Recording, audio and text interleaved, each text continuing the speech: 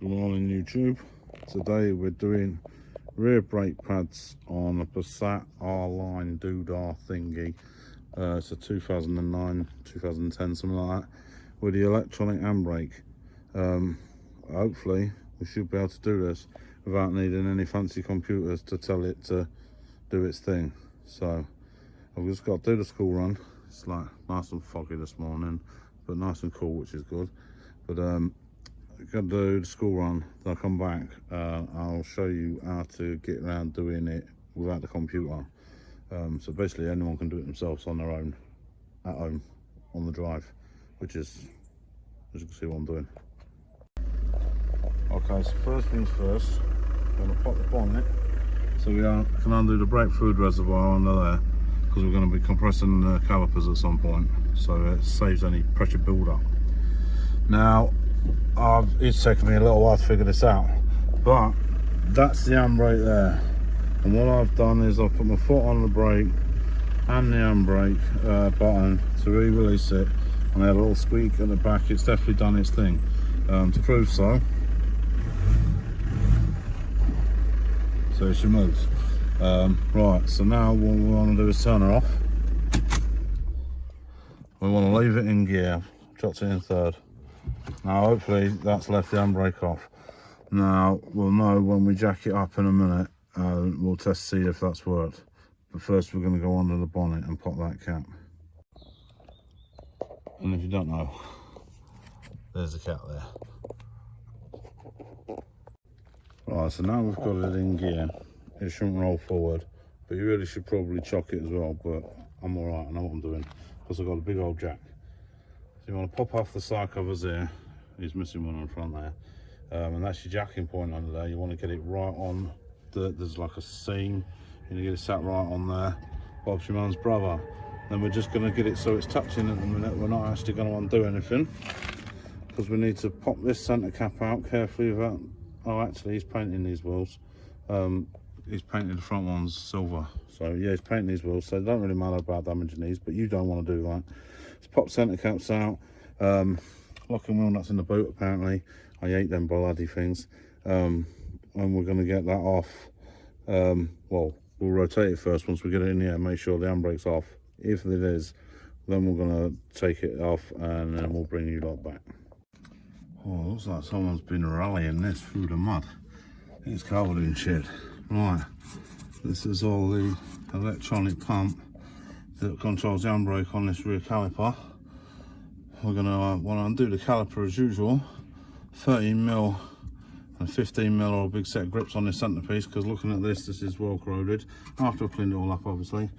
Another one down the bottom here, and we're going to pry the caliper and that off and sit it up at the top here so we can look at the back of it, how that's mounted on.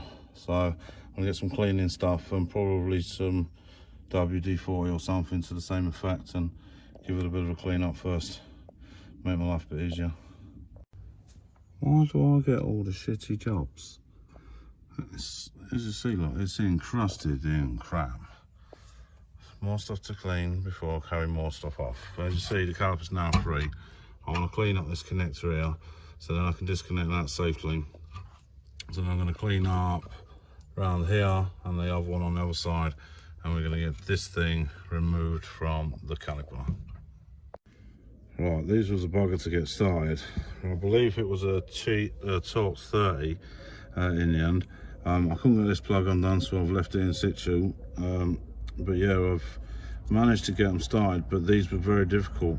Make sure you get it seated in there properly. Clean as much crap off as you can. Get some sort of lubricant around it. Make sure you apply constant, smooth pressure to it to try and get it to. Hopefully the other side's not as bad as this side, but we'll never know till we get there.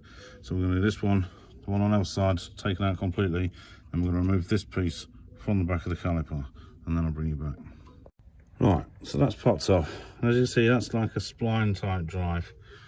We can get a Torx bit in the end there, and you want to turn it as if it's the right way around, clockwise, as if you're looking at it. So from this side it's going to be anti-clockwise all the way until it comes to the stop, and then we'll be able to compress this piston.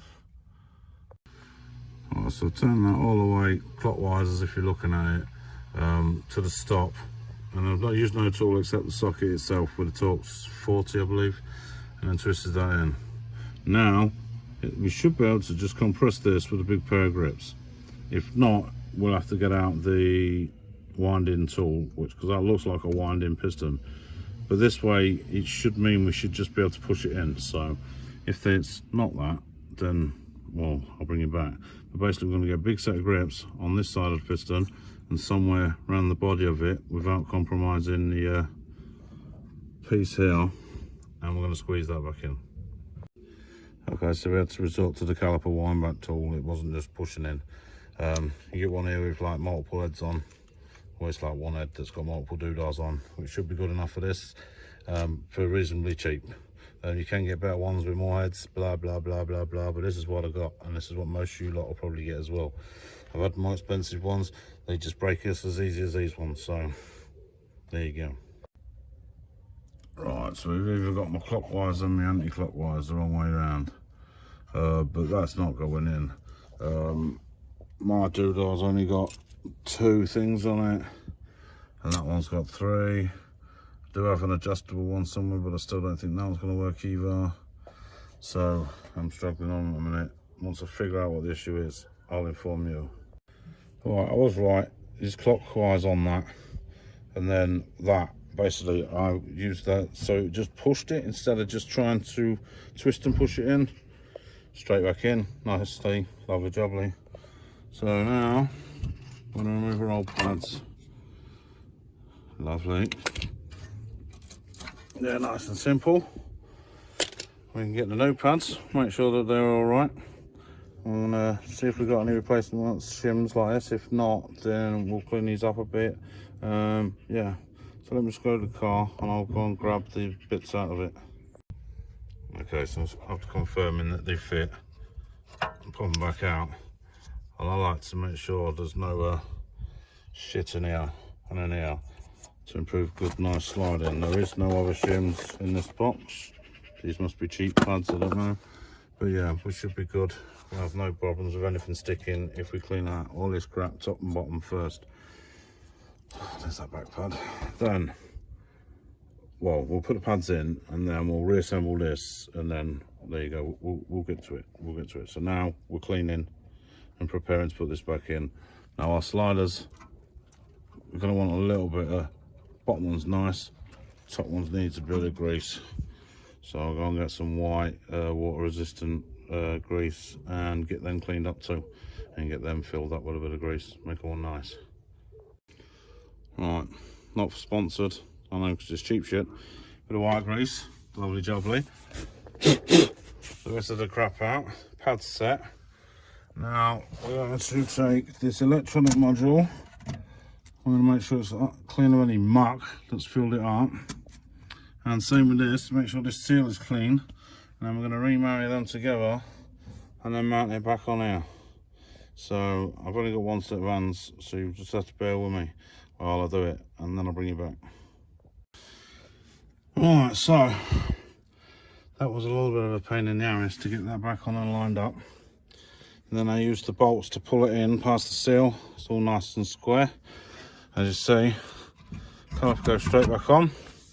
Now we just got to redo the 2 bolts up that hold it on, and then that's this side done. So yes, you can change your brake pads on one of these without having one of the electronic computer doodahs to tell it not to.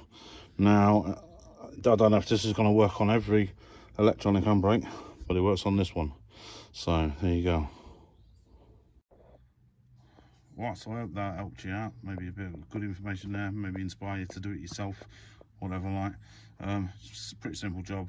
Once you figure it out, it should only take about an hour to do, so it's nice and simple. Yeah, if you like the video, consider subscribing. If not, who gives a shit? We'll catch you next time. Cheers.